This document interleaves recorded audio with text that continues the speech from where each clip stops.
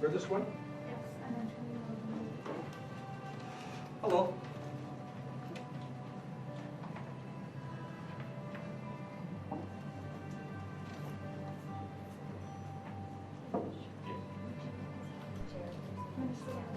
You want me to go to the podium? Yeah. Okay.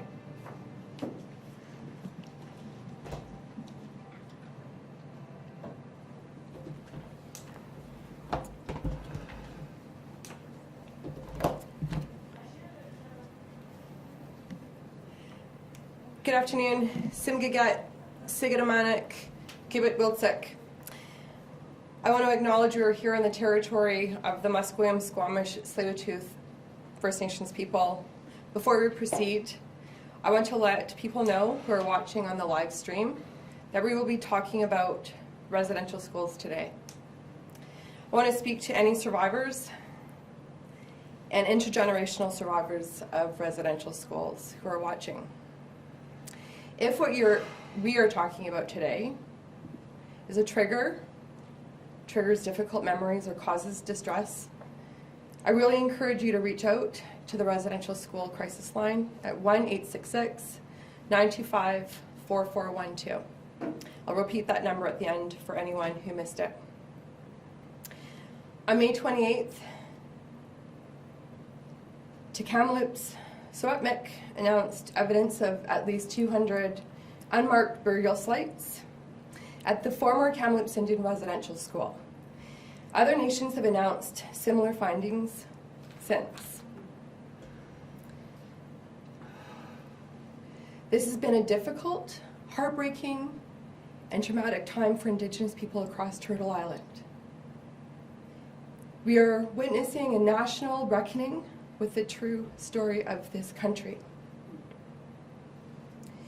My name is Lahaik Wiskak. I am Niska, and I come from a very proud people. My grandparents went to Brandon, Elk Lake, and St. Michael's, and my grandfather hid from Indian agents. I am also the MLA for Vancouver Mount Pleasant and the Minister for Tourism, Arts, Culture, and Sport. And our stories are very important. Where we come from, who we are, and our DNA is incredibly important. I happen to be responsible for the Royal BC Museum. And my colleague, Minister Rankin, asked me if I could be here today. Without question, I cannot not be here today because we are on the edge of moving to a human rights movement that has been long overlooked.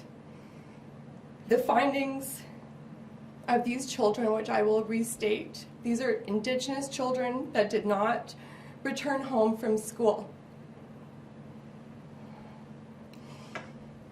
I don't have to remind people about the painful harms that happened to these children because of colonization, racism, calculated acts of hatred and genocide.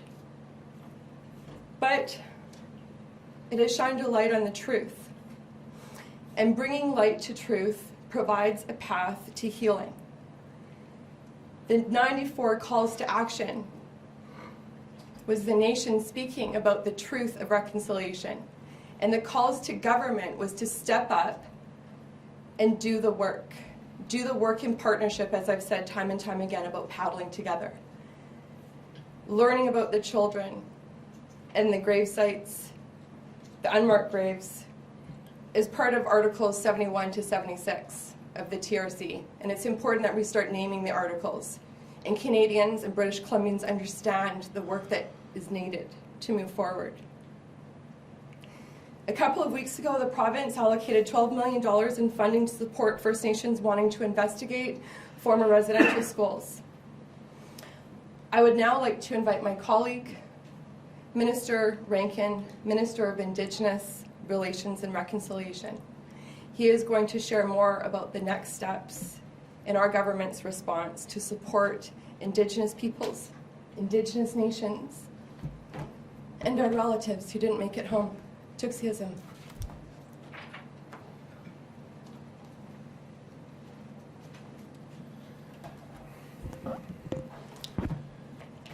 Well, thank you very much, Melanie, for a very powerful opening to a very important announcement. I acknowledge as well that I'm speaking to you from the traditional territories of the Musqueam, Tsleil-Waututh, and Squamish nations. And I want to acknowledge with me, I have Charlene Belleau, former chair of the First Nation Health Council. Thanks everyone for joining, and for those joining online, thank you as well. I want to acknowledge, before beginning, the survivors, the intergenerational survivors and their families who continue to be impacted by the legacy of residential schools. Our country is reeling from the recent findings that were uncovered at residential schools, former residential schools, not only in BC but across Canada. The Tecumseh people continue to demonstrate enormous leadership and strength. They announced their preliminary findings, as Minister Mark announced in May, and then just a week or so ago gave a comprehensive update of that work. There have been further revelations as well in Cranbrook, on Penellicut Island or Cooper Island, and in other provinces of Canada as well. And there are surely more findings that will emerge. Survivors have been sharing their truth for years and years. These truths are well documented in the Truth and Reconciliation Commission's seminal work. Dr. Sarah Beaulieu conducted research at the former residential school, Kamloops residential school site, and she said this: ground-penetrating radar merely provides some spatial specificity to the truth. The truth has been well known for a long while, and survivors have told us their story over and over again. These are difficult days, as Minister Mark has emphasized. Survivors, intergenerational survivors, and Indigenous peoples across our country are feeling the deep effects of the trauma. We share their grief, their pain, and the outrage at the atrocities that we now learn about, or which the TRC documented as well so well. But First Nation communities in British Columbia are meeting this with resilience, leadership, and strength. We've been asked as a government to listen, to learn, and to act. We're putting communities at the center and survivors at the center of our response to this issue as a province. We're taking our direction from these communities as we move forward. The province is ready to support the ways forward that First Nations say are ready for their communities, guided by elders and knowledge keepers in those communities. So last month, we announced $12 million for the BC Residential Schools Response Fund. New funding for First Nations is now available to undertake work on former residential schools and former hospitals, the sites near various communities of British Columbia. There are 21 such sites. The communities nearby are called the caretaker communities, and they are the custodians of the missing children. We've said we'd move quickly to provide immediate supports, and that is what the government of British Columbia is doing. So as of today, caretaker communities can access provincial funding to advance their work at residential schools and hospital sites. We will fast-track funding requests so that caretaker communities can plan and do this work at their own pace. This will not be a complicated bureaucratic process. We know this is a difficult time, and we want to make sure that the resources are readily available, easy to access, and flexible. As I mentioned, there are 18 former residential school sites in British Columbia and 3 former hospital sites in British Columbia. Up to $475,000 is available for each of those sites to support caretaker communities in their work. This funding is intended to complement and fill gaps in funding that the federal government may also provide support for. The federal government, of course, is also very much involved in this response. But the funding from British Columbia can be made available for a range of activities. Work related to site searches, planning, technical work, archival research, engaging with elders, knowledge keepers, and survivors, engaging with other communities that have an interest in the site.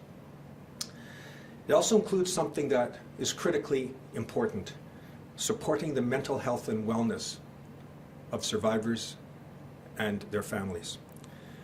So nations can use this funding to provide mental health and cultural supports, acknowledging how emotionally triggering and distressing this work can be. So we will expedite expressions of interest from caretaker communities across our province. The timing of the grants is fully flexible. Communities can pursue their own path at their own pace.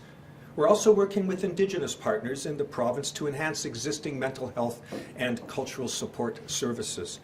$2 million of the $12 million fund is targeted to expand culturally safe, trauma-informed services and supports, crisis lines, survivor support networks, and the like.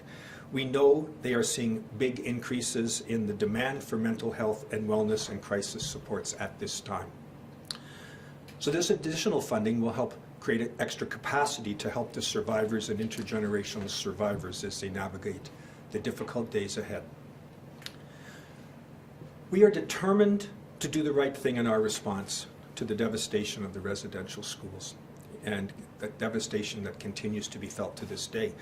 It's not lost on me that today marks the specific day on which British Columbia entered Confederation 150 years ago.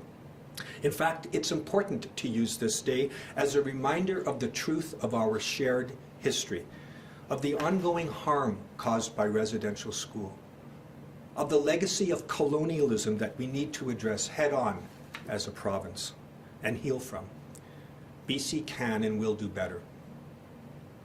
One way we can do better is by listening more. The two people we have appointed as First Nation liaisons for this work will help us do just that. They will help us build better relationships between governments and First Nations so that we can remove the obstacles and support and coordinate the work that needs to be done.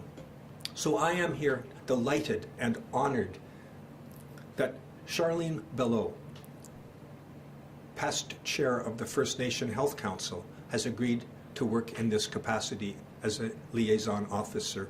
And joined with her is someone who could not be here today, Lydia Whitsom, who is from the Cowichan Nation and former chief of the Cowichan Nation with First Nations Summit. Charlene and Lydia are well known and widely respected for their leadership and advocacy. Their experience and knowledge are key to effective response that is community-led, informed by survivors, and focused upon healing. They will assist caretaker communities in a number of ways, helping them navigate through the federal and provincial partners programs to access resources that are needed, to help facilitate communications between provincial partners and caretaker communities, and provide advice to the province as we move forward together. I cannot think of more qualified or suitable people for this vital liaison role, supporting First Nations as they navigate this difficult work. We know this is a challenging undertaking, and we are so very grateful to you that you've agreed to support this work. I thank you so much for stepping up and helping us in this regard. So by way of conclusion, this province will continue to put communities and survivors at the center of our response. We will work in a coordinated way so communities can have access to the resources they require to do the work that is needed to be done and successfully done. Indigenous communities throughout the province have suffered the loss of children, of their children, to residential schools. This loss is felt by all British Columbians, and this burden should not be borne by the caretaker communities alone.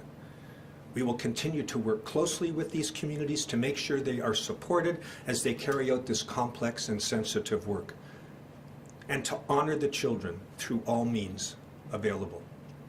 Thank you.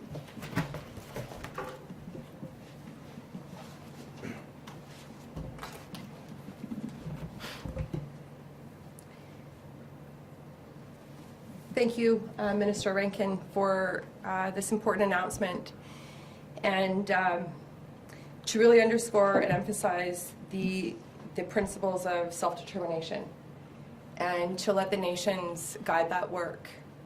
And when you mentioned, Charlene, to have someone with such a tremendous depth of knowledge and leadership. It is my honor to say a few words about Charlene, who will be one of the liaisons. She comes from the Isketim First Nation. She's the former chief, which is why I was a bit shaky. I normally am used to calling her chief.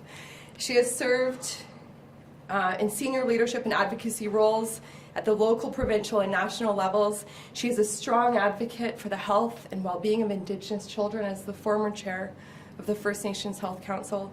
She's an advocate and supporter of residential school survivors and their families. She's a leader in the community to end violence against Indigenous women. We are fortunate to have her supporting this work.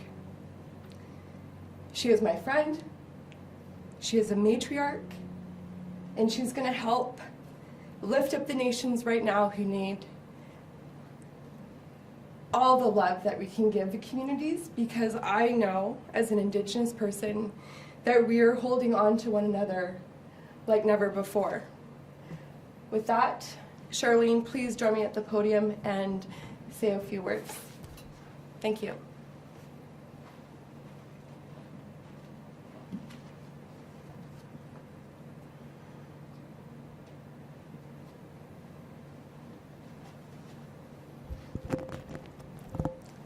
Wade Hochwaidep.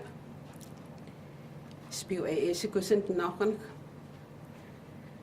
Charlene Bellew and Squext. Eagle Star Woman is my name. I'm from Isketim, from Alkalalik. I want to thank the Musqueam, Squamish, and Tsleil-Waututh for allowing us to do this important work today. I attended St. Joseph's Mission Indian Residential School in Williams Lake. We've waited for this day for a long time. My own great-grandfather committed suicide at St. Joseph's Mission Residential School. They buried him there without telling our family. This was during a period of time when flogging was at its worst. They strung our children on poles and lashed them until they passed out.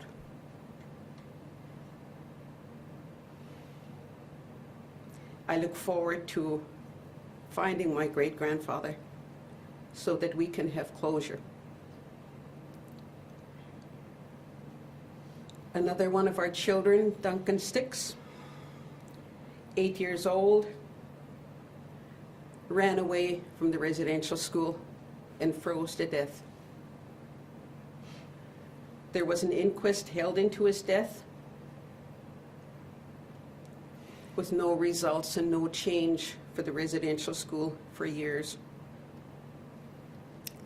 Any of these stories that I'm telling you come from my own experience or having had the opportunity to research and understand what's happened to my great-grandfather and to our children, so that we can do something and make sure that our children don't ever go through this experience again.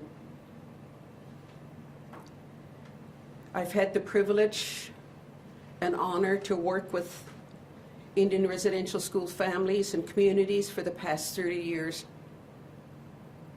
regionally, provincially, and nationally. I've been there with former students in criminal investigations, going to court, holding Bishop O'Connor accountable, bringing home children that priests fathered, brought them home to their loved ones. I've been engaged with the TRC. I've been engaged in our own inquiry on residential schools,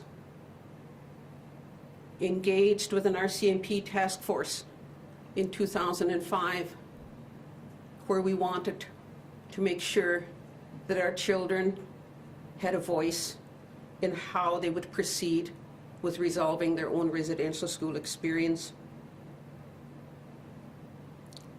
So we've waited for this time for a long time. Through all of those inquiries, we told governments, we told churches, our children never came home. They never believed us. Now we know. Now you know. And we have the responsibility to work together to bring our loved ones home. I honor the leaders and the health leads from the Kamloops, St. Eugene's in Tunacha, and Penelakut for their courage and strength to the former students and their families through the discovery of remains that have happened within their respective nations. There are 18 residential schools that operated within the province. Each one of you will have a unique approach to how you plan to investigate the residential school in your nation and how you will proceed with healing within your communities, and we will be there for you. To our chiefs, our leaders, to the public, our strength comes from knowing that our ancestors prepared us for this time. We've had visions come to our traditional leaders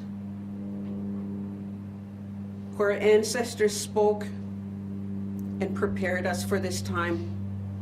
Our ancestors saw that we would go through this great dark period of residential schools, sexual abuse, violence, 60 scoop, day schools.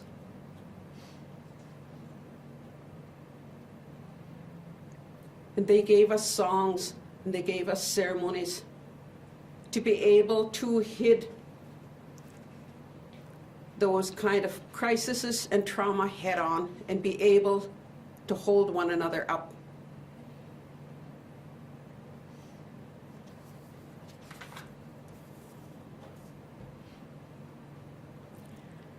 It's great that what was meant to be destroyed in residential schools, our language, our culture, our traditions, will now be our greatest strength. I encourage our leaders and our families to continue our ceremonies, continue our songs, our sacred fires when it's safe to do so, so that we can continue to honor those children that never came home and that we will wait to bring home. We look forward to that time. To the citizens in BC that are listening, I encourage you to continue to stand with our former students at all of these Indian residential school events, or go to a residential school close by. Take time to walk with our people. Take time to ride horses with our people. Take time to listen. Stand by the water together. Cleanse. Pray. And hold one another up. It's important that we do this work together. Having the opportunity to work with the government at this time, I commit to the former students that I will continuously hold governments and churches accountable for what's happened to our children.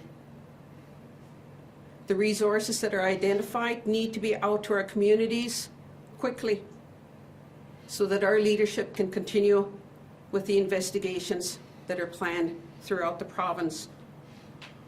And all of that to be led in a culturally appropriate environment with our former students and their families advising our leadership. I look forward to the work that we need to do together, and I'm grateful for Melanie and the work that she does for the government so that we have a voice at the table. I want to acknowledge all of our matriarchs throughout the province. It's our children that we lost to the residential school. It's our children that were lost to the 60s scoop. It's our children that are lost to the child welfare system.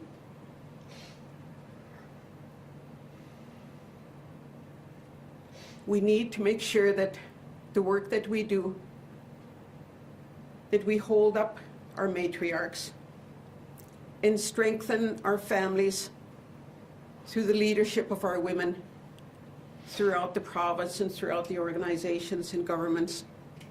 I encourage you to do more to help our women and our families. And again, I just want to say Gukstejam, and I look forward to being of service to the former students, to the families, to our nations, and to the communities. Gukstejam.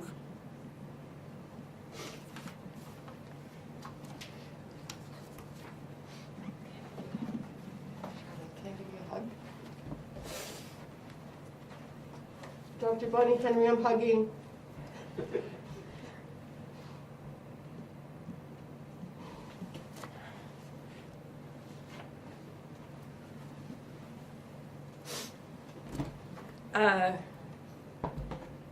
Just want to thank Charlene for your medicine, your words, your leadership, your fortitude, your unwavering love.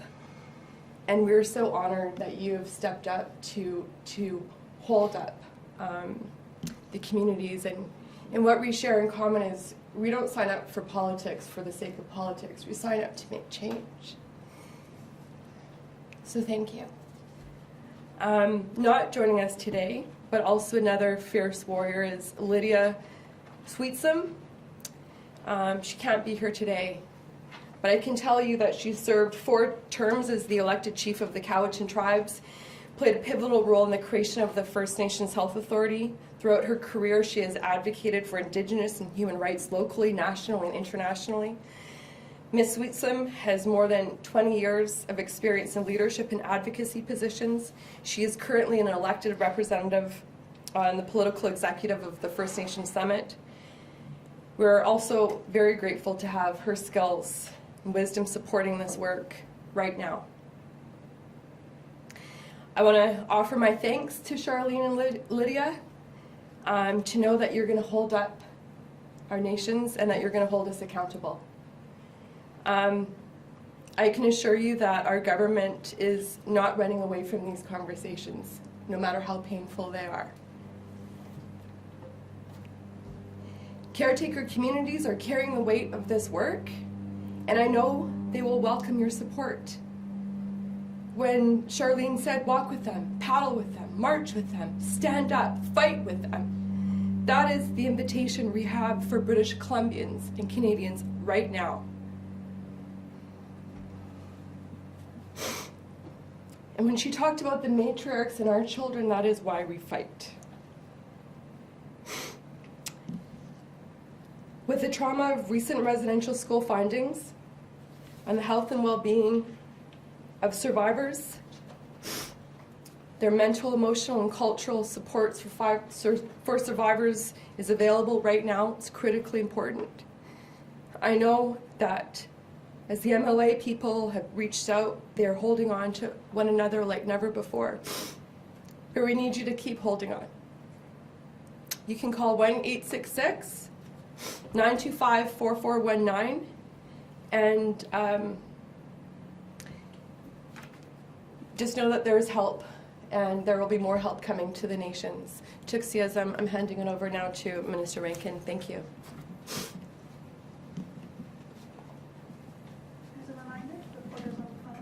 Press star 1 to enter the queue. You will be limited to 1 question and 1 follow-up. Please also remember to take your phone off mute. You will not be audible until your name is called. Our first question today is from Lisa Cordasco, Vancouver Sun. Please go ahead. Thank you. Minister, this is not to downplay the importance of the healing aspect, but how will your government address the justice aspect of this situation? Because I believe the chief of the Cumberlands has called for a special prosecutor and wants to have that aspect taken more seriously. The Residential School History and Dialogue Center has written a paper about such a legal framework, and the UBCIC has called or has passed a resolution on this. So what is your government doing to address the justice aspects? Well, thank you, Lisa. Today's announcement, of course, has been about the response, the two aspects of the initial response from the province, namely support for the communities, the 21 that I mentioned, both residential school and hospital sites, as well as the mental health and cultural supports. As nations come forward with other demands, and we are open to dialogue on those various topics. I know that there have been conversations on those justice issues with the Attorney General, with Minister Lametti at the federal level as well, and we stand ready to engage in those conversations in the next while as those requests come forward. Lisa, did you have a follow-up? Yes, I'd like to know what initiatives your government is taking in pursuing that. The focus by government has been specifically to focus on healing, and not much focus has been given on justice. And I'm wondering what you are actually doing to advance that framework. Well, there have been requests made, at least you mentioned from the Takamloops, and we've heard from other nations and other leaders that there be attention given to the justice response. What form that should take is complicated by the federal-provincial divide, of course, but for example, there could be investigations. One has suggested that we have criminal investigations. Others have suggested a commission of inquiry. There have been suggestions that we simply allow the RCMP to do their work in collaboration with Crown Counsel. There is a role for the federal government that has been sought. All of these require consideration and a careful consideration by both levels of government, and discussions, as I say, with the Leadership Council and individual nations. And that is the kind of discussion that is taking place right now. Our next question is from Nantu Sumahoro, CBC Radio-Canada. Hello, hi, can you hear me? We can hear you. Yes, hi. The question is for Minister Murray, and I want an answer in French, if possible. So I want to know how and when the fund will be available. So I understand that it's today, but how long would it take for the First Nation to have the fund? Merci. Alors, en français, il y aura un fonds qui est établi il y a quelques jours, et dans les jours qui viennent, ce sera possible. On aura un site web pour les peuples autochtones et les collectivités qui veulent accéder à ce site web. Alors, ça va se dérouler immédiatement, je veux dire. Donc, je suis certain qu'avec le site web et avec les autres,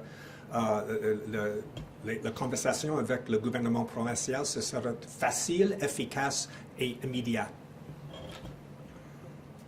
Did you have a follow-up? Yes. Et est-ce que vous pensez que la somme de 12 millions est suffisante pour effectuer des fouilles sur tous les sites des pensionnats et aussi aider les membres des communautés? Non.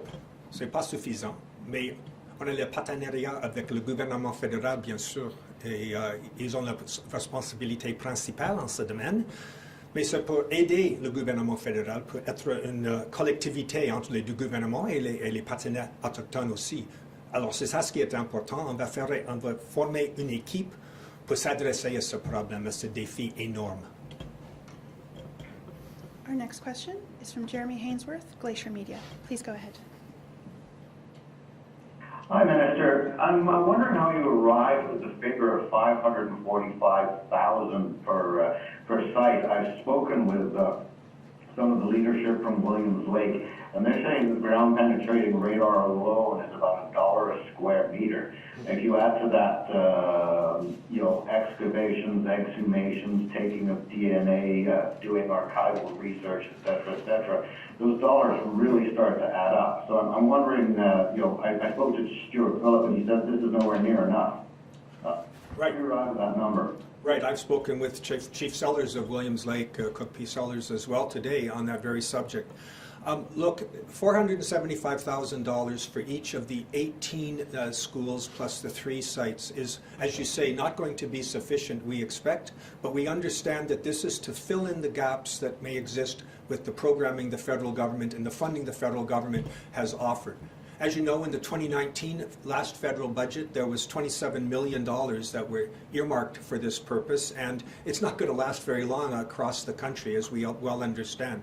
So I'm confident that with the two governments in dialogue with each other, we will do what is required to do this important work. But the province is here to do immediate filling in the gaps response as people step up. And they'll step up in their own way, in their own time, as I emphasized in my remarks. Some nations have come forward already with requests for funding. The Williams Lake is an example. The Tecumloops, of course, Tishwepmuk have also done so. Others are moving more slowly according to their pace and their cultural protocols and aspirations. So we need to move with them. The point of our funding is that it'll be available for each and every one of those 21, if you will, those 18 residential school caretaker communities plus the 3 hospitals I spoke of. So at minimum, there will be that sum available. And if they don't come forward for a few days or months or even years to come, it will be there for them. Did you have a follow-up? No, I'm good. That's all the questions we have for today. Thank you for everyone for joining us. I think we should get a picture by the map. Yeah. What do you think? By the map? Can we do it without a mask? I think so. Can we do it without a mask? I'll be back in just 1 second. Some of us are double backs. I'm double vaxxed. I'm double backs. Me too. I'm sure Charlene is. I'm going to put money on that. Yeah. Thank you for your remarks. They were so moving.